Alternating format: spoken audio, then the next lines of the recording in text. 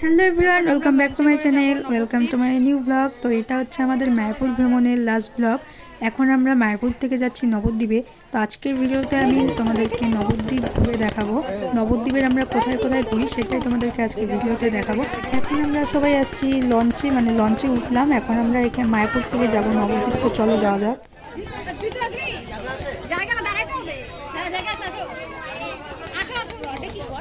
আমরা লঞ্চের একদম পিছন দিকে সবাই চলে আসছিলাম, কারণ সামনে খুব ভিড় ছিল, তোমরা দেখতেই পারলে। কালো জল, এটা হচ্ছে যমুনা নদী। আর আমরা লঞ্চে করে এখন যাচ্ছি মায়াপুর থেকে নবদ্বীপ ধাম।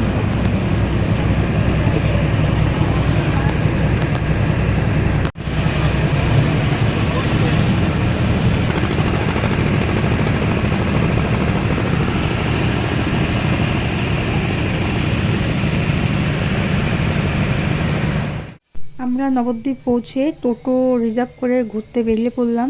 আর এখন একটা মন্দিরে চলে আসছি। এই মন্দিরটার নাম ঠিক আমি জানি না। আমরা এখন চলে আসছি প্রাচীন মায়াপুরে, যেখানে শ্রী শ্রী মহাপ্রভুর জন্ম হয়েছিল। এটাই হচ্ছে সেই নিম গাছ আর মন্দির। মহাপ্রভুর এই নিম গাছের নিচে জন্ম হওয়ার কারণে তার আর এক নাম নিমাই। আর মন্দিরের ভিতর দেখতে পাবেন সচী মাতার কোলে লালিত হচ্ছে সেই ছোট্ট নিমাই।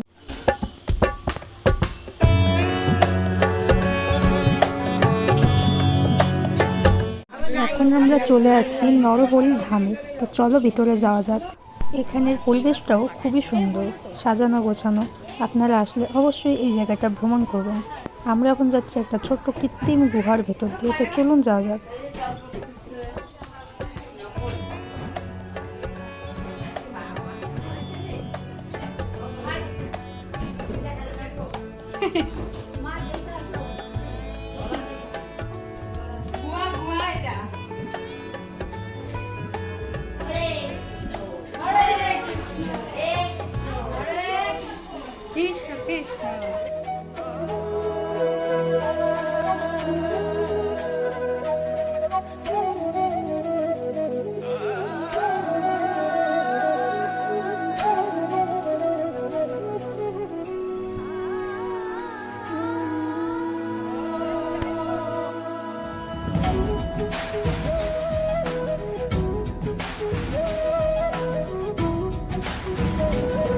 এটাই হচ্ছে নবদ্বীপের সেই জনপ্রিয় স্থান, যেখানে আপনারা দেখতে পাবেন মহাপ্রভুর 60 ফুটের মূর্তি। এরপর আমরা চলে যাই গুপ্ত বৃন্দাবনে চৈতন্য মিশনে। তো চলো ভিতরে গিয়ে দেখাচ্ছি। এটা একটা মিউজিয়ামের মতো।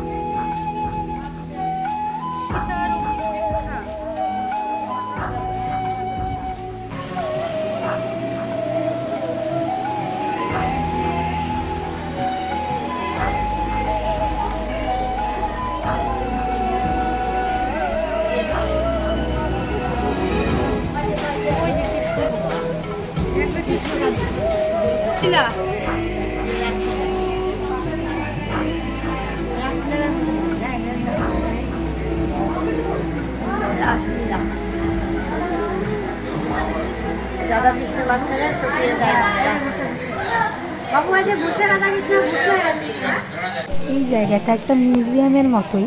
এখানে শ্রীকৃষ্ণের লীলাগুলিকে লাইট শো এর মাধ্যমে তুলে ধরা হয়েছে। আপনারা আসলে অবশ্যই দেখতে পারেন, দেখে খুব ভালো লাগবে।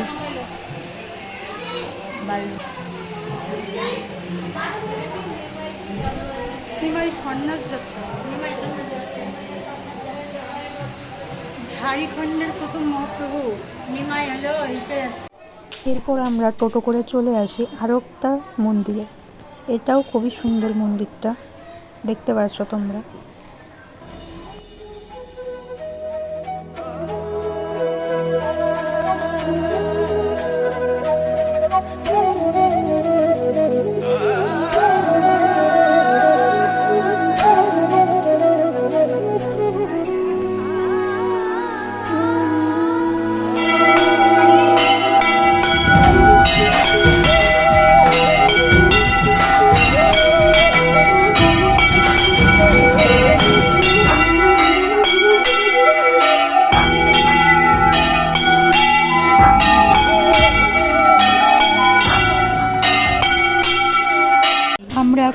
আসছি নবদ্বীপে সেই বিখ্যাত লাল দই খেতে। আমাদের নবদ্বীপ ঘোরা শেষ। তো এই ভিডিওটা এই পর্যন্তই। ভালো লাগলে লাইক কমেন্ট শেয়ার।